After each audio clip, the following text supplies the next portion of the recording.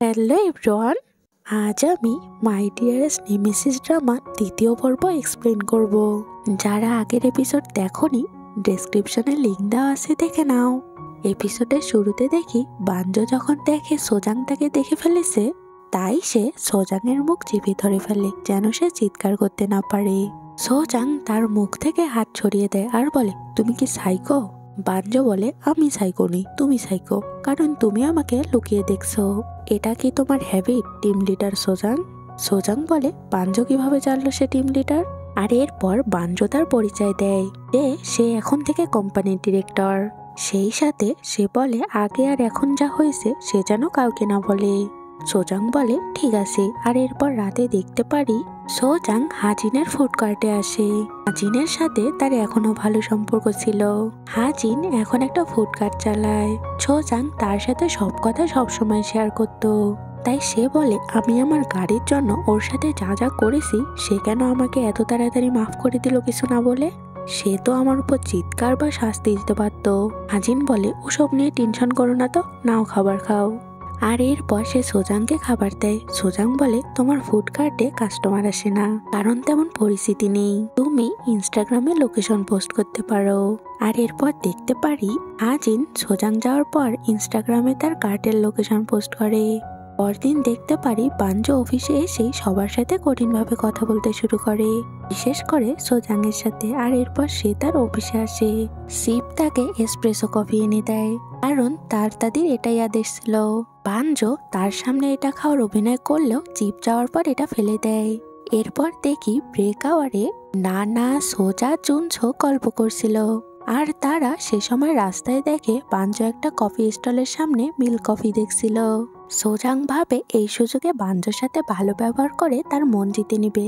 তাই সে বাঞ্জোর কাছে গিয়ে বলে, আমি তোমার জন্য মিল্ক কফি অর্ডার করতে চাই, আমি এটার পেমেন্ট করব। কিন্তু বাঞ্জো এতে বিরক্ত হয়, বলে সে এসপ্রেসো খেতে এসেছে, সে এসব বাচ্চাদের জিনিস পছন্দ করে না। এটা বলে সে এসপ্রেসো নিয়ে চলে যায়, কিন্তু একটু দূরে এসে সে সেটা ফেলে দেয়, বলে কি বিশ্রী খেতে রে বাবা। আর তখন সেখানে একটা স্টলে সে একটা গেম গ্যাজেট দেখে। এটা দেখে তো সে সেটা নেওয়ার জন্য এগিয়ে যায়, কিন্তু তার আগেই একটা বাচ্চা সেটা নিয়ে ফেলেছে। কিন্তু বাঞ্জো তারপরও বাচ্চাটির সাথে গ্যাজেট নিয়ে টানাটানি করতে থাকে নেওয়ার জন্য। কিন্তু সেখানেও সোজাং আসে আর বলে, তুমি গেম পছন্দ করো নাকি? আর এটা দেখে বাঞ্জো বাধ্য হয়ে বলে, না তো, আমি এই বাচ্চাটিকে গিফট করতেছি এটা, তুমি এখানে কি করো? যাও এখান থেকে, কাজ না করে ঘুরে বেড়াচ্ছ। আর এরপর সে বাধ্য হয়ে বাচ্চাটির হয়ে সেলারকে টাকা দেয় আর গ্যাজেট না নেওয়ার কারণে আফসোস করে গ্যাজেটটিকে কিস করে। এরপর সেভাবে এই মেয়ে ডেঞ্জারাস, তার থেকে দূরে দূরে থাকতে হবে, এ আমার আসল রূপ ধরে ফেলতেছে, ওকে মজা দেখাতেই হবে। আর এরপর সে অফিসে এসে চিপকে বলে সোজাংকে এলিমেন্ট করতে। চিপ বলে তাকে এভাবে বের করে দেওয়া যাবে না, বের করে দিলে সমস্যা হতে পারে, কারণ সে তো কোনো অন্যায় করেনি। আর সোজাং তো অনেক হার্ডওয়ার্কিং একটা মেয়ে, আমার মনে হয়েছিল সে তোমাকে সব কাজে হেল্প করতে পারবে, তোমাকে তার পছন্দ হবে। বাঞ্জো বলে, না, তাকে আমার একটুও পছন্দ না, সে অনেক ডেঞ্জারাস একটা মেয়ে। ঠিক আছে, আমিও দেখি সে কিভাবে পেরে ওঠে আমার সাথে। আর এরপর সে সব মেম্বারদের নিয়ে মিটিংয়ে বসে, বিশেষ করে সোজাংকে।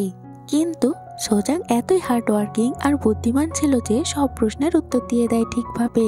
আর এরপর বাঞ্জো তার ফ্রেন্ড সিওনের সাথে দেখা করে।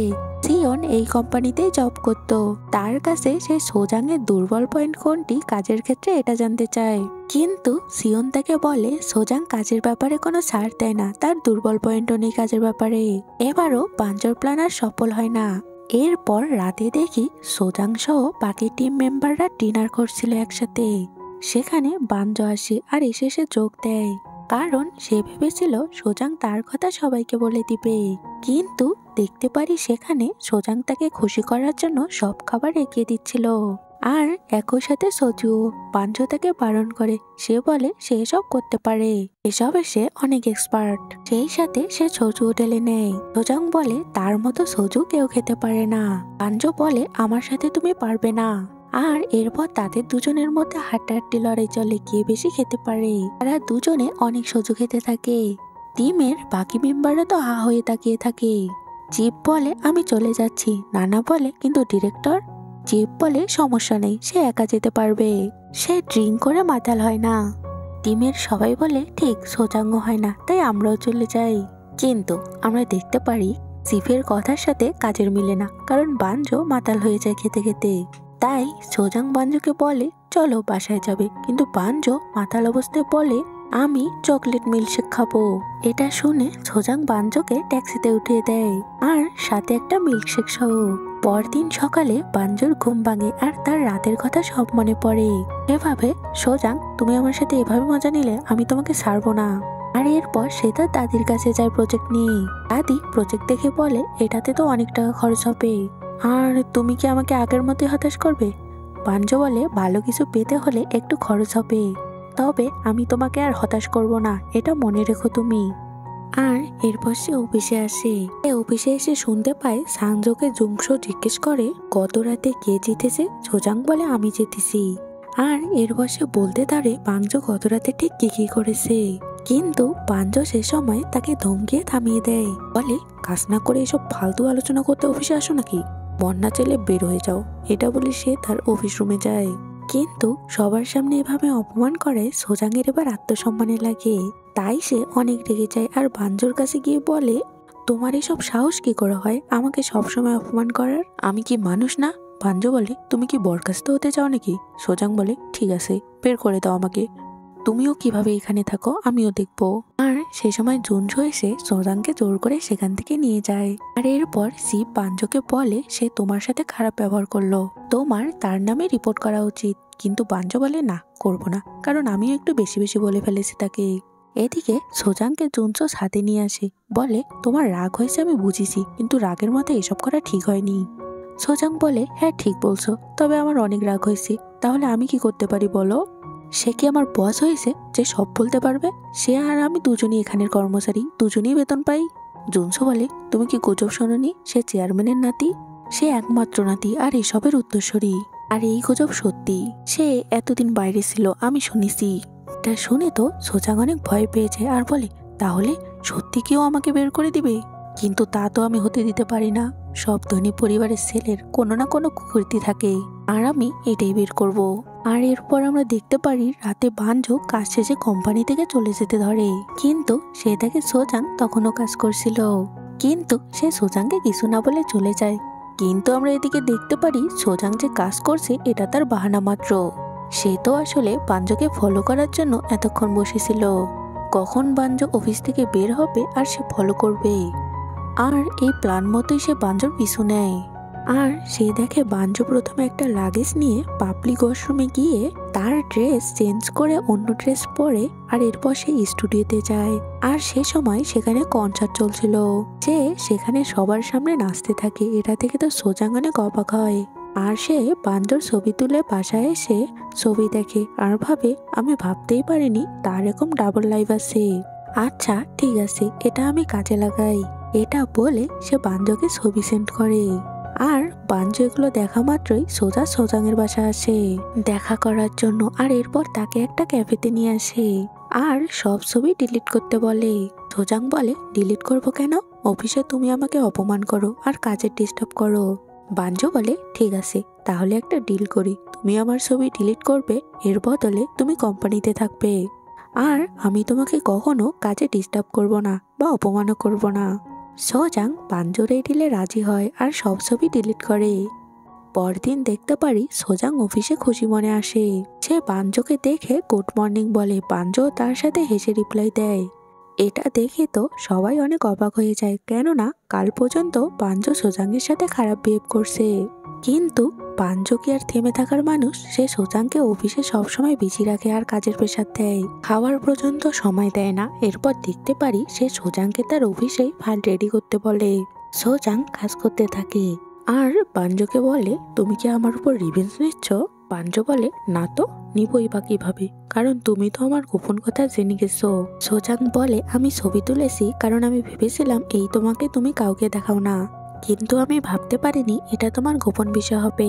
কিন্তু তুমি যতই কোম্পানির মালিক হও তোমারও তো শখ থাকতে পারে, তুমিও তো মানুষ, এসব তো খারাপ কিছু না যে লোকে তোমাকে খারাপ বলবে। বাঞ্জো বলে, না, একজন উত্তরসূরি হিসাবে আমাকে এভাবে পারফেক্টভাবে বাঁচতে হবে, তাই ওসব ইচ্ছে আমার থাকতে নেই। আচ্ছা, তুমি আমাকে বলো, তুমি এত হার্ড ওয়ার্ক করো কেন?